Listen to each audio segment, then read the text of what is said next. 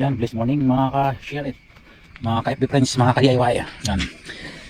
Ngayon isa pitas ulit tayo ng ating tanim na sitaw dito lang sa bakuran. Okay, let's go.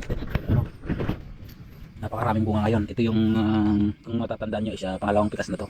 Medyo marami-rami na makukuha natin ngayon. Yan, ganyan lang pitas. Ganyan o. Hawakan lang natin yung dulo tapos ganyan. Dito muna tayo sa row 1. Yan. Para may mamaya is magkuha tayo. Lalagay natin to sa karne natin, asiman. Yan o. Ayun. Ito lang munang malalaki ko na natin. Next batch na naman yan. Pangatlong pitas yung sunod. Iwan muna natin dito kasi hirap hawakan. Yung mga nakasayad sa lupa is baluktot siya. Kasi yun na yung naging korte nila. Lagyan muna natin yan. Dami. Thank you Lord. Thank you Lord. Talaga. Sa pagpapala. Yan.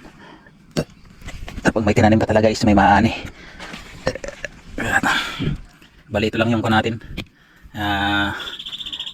Routine. Yan. Pag galing sa bago at pumunta sa work. Yan. Ito yung inaasikaso natin. Tanim-tanim natin sa palibot ng bahay. Para hindi na natin bibilhin pa. Yan, daming bunga. Napakarami. Thank you Lord. Talaga.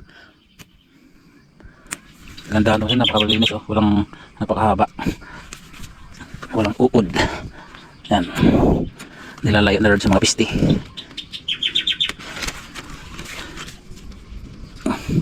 Yun o. Ang lutong. Kasi pag hindi natin ito hinarbis is titigas na siya. Tapos ang magiging effect nun is madaling malanta yung ating pinaka-tanim. Kailangan pag ganitong gulang pa lang is pipitisan na para hindi siya matigasan. Pag matigasan kasi mga sirit na madali siyang, yung lifespan ng buhay niya is madaling mamatay yung tanim.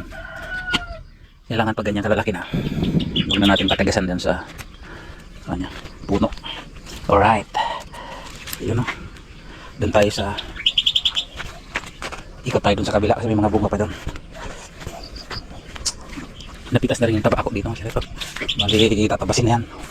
Taniman na ng ibang cropping.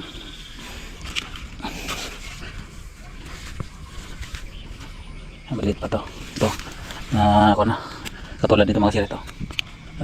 Magkaroon na siya ng buto. Yan din natin nakita. Yan o. Pibigis na yung kanyang buto.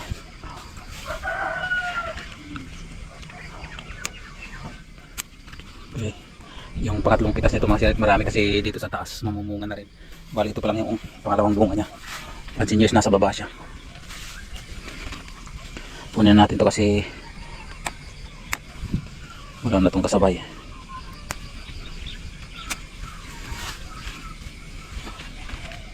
Ito isa. Sarap to, buto-buto. Yan o, napakaraming bunga. Ano natin dyan. Ano, grabe. Ano natin itong malalaki, magulang na.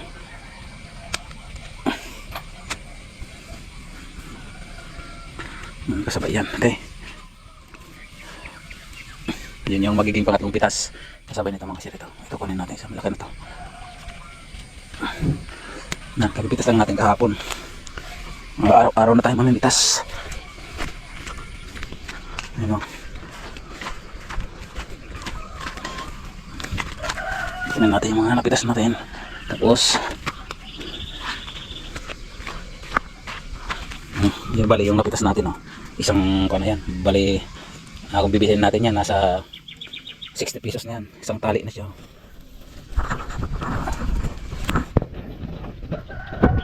No. Thank you Lord. Update tayo dito sa tanim natin yan. Wayan, kangkong. Binili natin sa online yung buto niya. Malalaki na rin. Yan din yung pang natin sigang. Sigang tayo ng bangus o adobo. Yan o, dami. Sariwang sariwa. Tamis-tamis. Fresh from the farm. You know, dami yung yung dami yung isang talit na yan. Tapos mo pag maraming tinanim natin kasi pang hindi naman siya pang benta, pang consume lang natin kaya yan. Hanggang dyan na lang mga sinet. Punta na tayo sa work. Alright, bye bye.